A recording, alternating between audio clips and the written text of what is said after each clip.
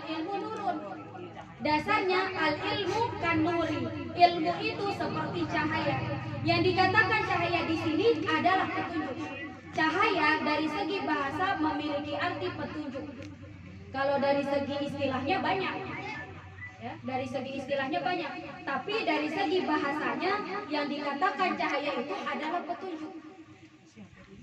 Lalu bagaimana jikalau seseorang tersebut tidak memiliki ilmu? Jikalau seseorang tidak memiliki cahaya, maka hidupnya akan belangsang. Nauzubillah. Tahu. Seperti itu. Bisa nggak tahu kenapa karena gelap? Karena ya dalam hidup ini Allah Subhanahu wa taala menciptakan jin dan manusia. Allah menciptakan jin dan manusia. Untuk apa? Untuk apa Allah menciptakan jin dan manusia? Untuk beribadah. Allah menciptakan jin dan manusia untuk beribadah, untuk menyembah Allah Subhanahu wa taala. Lalu kalau kita selama hidup, kalau kita ibadah tanpa ilmu dan tanpa ma'rifah kepada Allah, maka nilai ibadah kita nol. Paham gak Ibu? Kita ibadah, kita sholat, kita puasa, kita membayar zakat, kita pergi haji, kita umroh, sedekah, infak dan lain sebagainya, tapi tanpa didasari ilmu dan ma'rifah kepada Allah nol.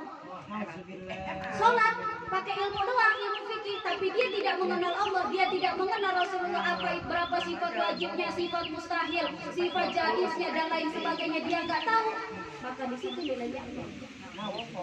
Bagaimana? Sholatnya sia-sia. Kalau dia pakai ilmu doang. Lalu bagaimana? Syarat sempurnanya ibadah harus dilandasi dengan dua, yaitu dengan ilmu dan dengan ma'rifah. Kalau sekarang bagaimana? Ya sudah, kita mencari dulu ilmu. Nanti prakteknya baru ma'rifah. Dan itu kan untuk ibadah ya Bu, Allah menciptakan jin dan manusia untuk ibadah. Kemudian selama kita perjalanan di dunia ini, jalannya cuma ada dua. Perjalanan kita hidup di dunia ini cuma ada dua Bu. Yang satu jalan menuju meninggal husnul khotimah, dan yang satu jalan menuju meninggal su'ul khotimah. Nah di sini nih Allah sudah memberitahu kepada jin dan manusia bahwa nanti kalau kamu hidup di dunia, kamu hanya memiliki dua jalan. Yang pertama jalan akhirnya adalah husnul, dan yang kedua jalannya adalah su'ul. Kemudian untuk perjalanan di situ, ya kita nih yang memilih Bu. Yang memilih kita mau memilih jalan yang husnul atau yang su'ul. Kematian itu adalah takdir mubrom. Tapi perjalanan menuju kematian itu adalah takdir mu'allaq.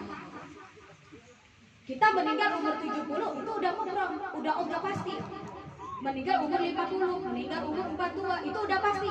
Akan tetapi perjalanan menuju meninggal, yang itu meninggalnya husnul atau yang su'ul, itu adalah takdir mu'allaq. Apa takdir mu'allaq Bu? Bisa di Tergantung. Mu'allaq artinya tergantung. Artinya bagaimana? Ya tergantung kita yang menentukan. Ya, masa iya? Jadi seluruhnya itu bukan takdir, bukan seluruhnya itu bersih dari Allah, tidak. Seperti kematian takdir mubrom, rezeki takdir mubrom, tapi perjalanannya itu adalah takdir Allah. Untuk sampai mencapai meninggal husnul khotimah itu kita harus harus ada usahanya, harus ada mu'allaqahnya dari kita. Apa itu? Kita harus taat kepada Allah. Kita nggak bisa taat kepada Allah tanpa didasari dengan yang namanya ilmu. Gak apa-apa sekarang kita pergi ya, capek, kaki sakit, kepala pusing, kemudian ketika sampai di tempat kadang nggak ngerti ini ngomong apa, intisari. Itu nggak ada masalah Bu. Itu semua nggak ada masalah. Yang namanya kita pergi ke majelis ilmu ya, yang namanya pinter ya, pemahaman itu semua dari Allah. Kita nggak ada kewajiban untuk mendapatkan itu, nggak ada. Tapi itu semua adalah pemberian dari Allah. Kewajiban apa kita? Kewajiban kita apa? Kita perginya di sini. Pergi dari rumah ke sini itu kewajiban kita.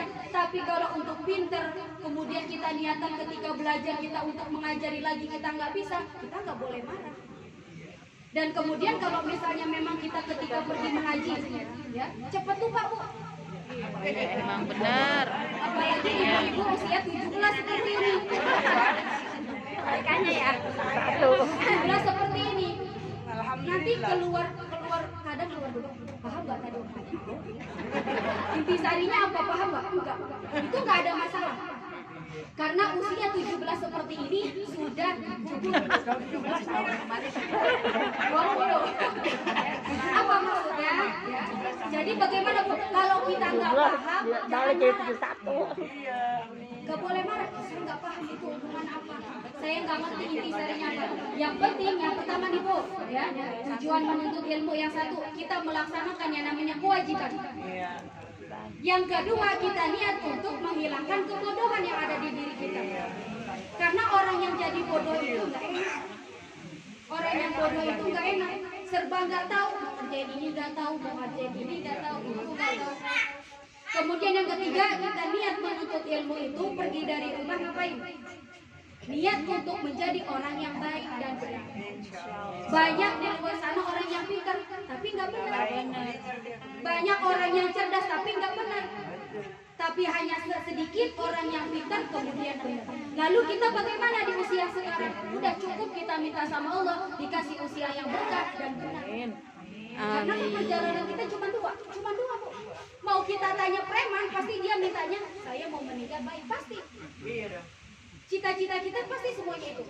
Sekalipun sekarang kita memiliki harta yang melimpah, misalnya ibu punya kontrakan berpintu-pintu, ibu punya apartemen, tapi ketika ditanya cita-cita ibu apa? Saya pengen meninggal husnul khatimah pasti.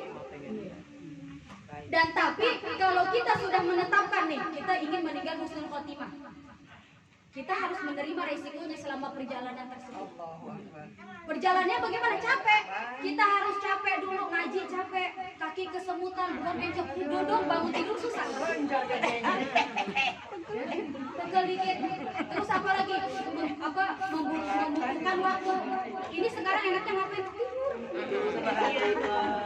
Tapi karena apa? Karena kita cinta, kita pengen menuntut ilmu, kita ingin mati kita husnul khotimah, kita bela-belain. Nah, ini perjalanannya. Ini baru satu langkah. Di dalam kitab Minhajul Abidin karangan Imam Al-Ghazali di situ dikatakan orang yang ingin tetap pada jalan meninggal husnul khotimah, itu dia akan melalui berbagai macam namanya kerikil, batu, bahkan nanti ada lagi pokoknya banyak. Kemudian bagaimana? Kalau kita bisa melalui itu, kita bisa terus jalan, meneruskan langkah kita. Contoh gini Bu, kita habis ngaji nih, kita udah mantap, ya Allah pokoknya hamba ingin berbuat baik, ini akhir hayat ingin terus menuntut ilmu misalnya.